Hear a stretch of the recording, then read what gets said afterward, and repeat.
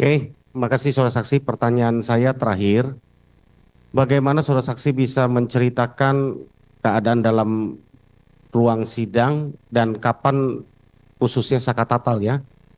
Nah, itu tanggal berapa dimulai sidangnya, lalu diputusnya kapan, saksi apa saja yang dihadirkan, dan bagaimana situasi sidangnya? Itu yang dari saya, mungkin bisa diceritakan. Saka Tatal eh, sidang tanggal 3 Oktober 2016. Putusannya tanggal 10 Oktober 2016. Hanya 7 hari sidangnya Ya, setiap hari. untuk kasus 340.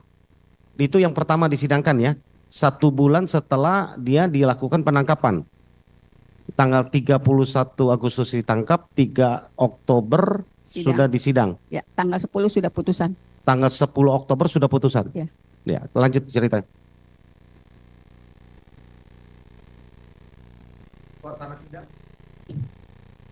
Sidang untuk Saka Tatal memang tertutup, dihadiri oleh 3 orang majelis karena dia sidang anak.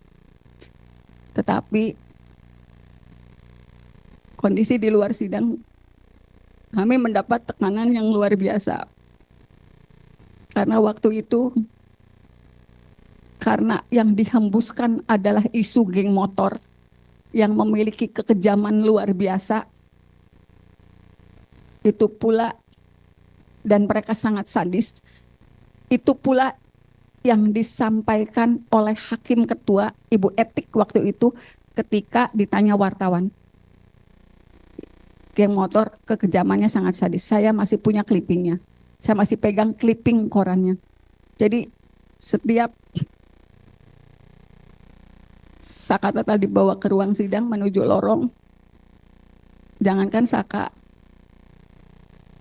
saya juga mendapatkan perlakuan yang luar biasa. Saya sempat diludahi karena dianggap membela pembunuh. Bahkan ada anggota dewan namanya Pak Jafarudin yang langsung memimpin sidang.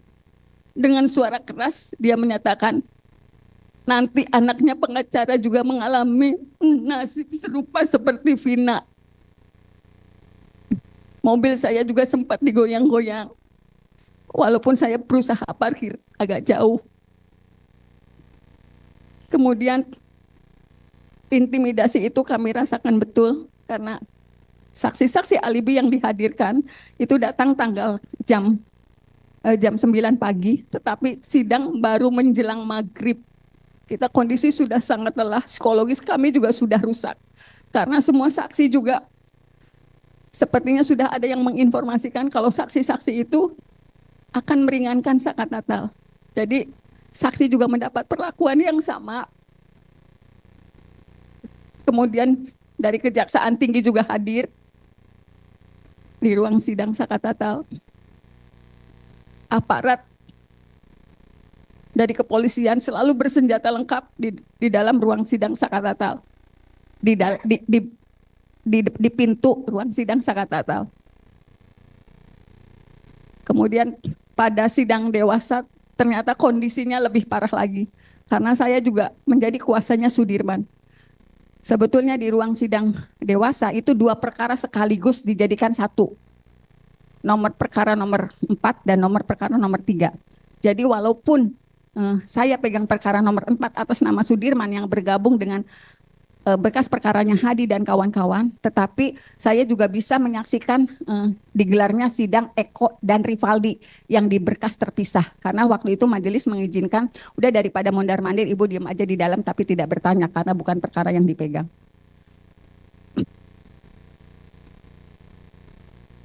Kalau dalam sidang PK hari ini, jaksa selalu menanyakan apakah ada penganiayaan, pemukulan oleh hakim dan jaksa. Sebetulnya saya yang bisa bercerita. Secara psikologis kami dirusak betul-betul oleh penyidik yang masuk dengan membawa pistol untuk memberikan keterangan. Dan jaksa sama sekali tidak pernah memerintahkan pistol itu ditaruh. Justru yang ngomong pistol itu disimpan karena kekhawatiran justru dari pengacara. Kemudian juga ada seorang penyidik yang ada seorang anggota kepolisian yang waktu itu dijadikan saksi. Karena sebetulnya di sidang dewasa, anak-anak sudah menyatakan, saya disiksa, saya disetrum, terpaksa mengakui sesuai BAP karena sudah ditulis di papan tulis.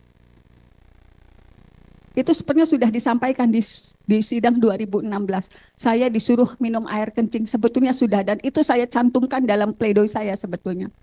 Tetapi semua diabaikan oleh majelis. Kemudian juga ada seorang, saya lupa namanya, dia masuk, mohon maaf, kalau waktu itu kami melihatnya dia dalam kondisi yang tidak stabil. Karena ketika diminta menjadi saksi marah-marah, kemudian ketika dikonfirmasi apakah betul orang ini yang melakukan saksi yang melakukan pemukulan, waktu itu saya ingat betul Eko yang mengangguk.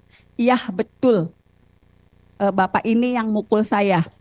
Tetapi saat itu saksi dari kepolisian bangun dengan menarik kursi, kemudian ketika keluar dari ruang sidang, sebelum keluar dari sidang, dia berbalik, terus menunjukkan tangan seperti pistol ke Eko, di depan majelis, di depan jaksa, kemudian keluar dan membanting pintu. Itu yang saya sebut penganiayaan secara psikologis. Dan itu tidak siapapun berani menegur. Hakim waktu itu menjelaskan, mohon maaf, harap dimaklumi karena yang bersangkutan sedang sakit. Jadi hakim yang membela pada saat itu ketika, ya saya lupa orangnya. Saya lupa siapa. Jadi hakim ketua yang menyatakan dimaklumi aja karena yang bersangkutan sedang sakit. Demi Allah saya katakan itu yang sebenarnya. Ada Cindy Sembiring yang juga hadir di ruang sidang dan merupakan pengacara Rivaldi. Boleh dikonfirmasi ke semua termohon. Siap, pemohon. Saya lupa yang mulia, saya lupa. Atas perkara yang nomor 4 dan nomor 3. Karena kan sidangnya sebenarnya jadi satu, ya? Perkara 3 dan 4 sekaligus. Enggak, perkara nomor 4 dulu, ketika sudah selesai perkara nomor 3. Nah, saya tuh walaupun perkara nomor 3 saya tidak keluar dari ruang sidang gitu. Perkara yang mana? Yang perkara nomor 3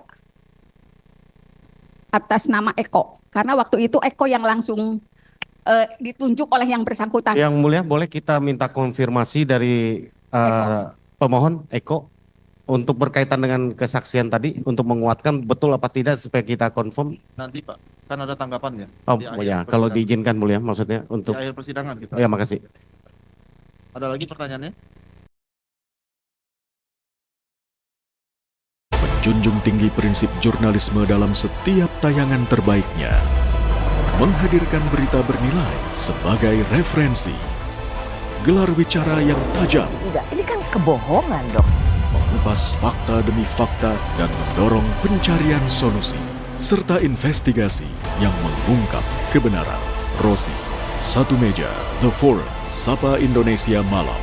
Nilu, ikuti semuanya bersama Kompas TV.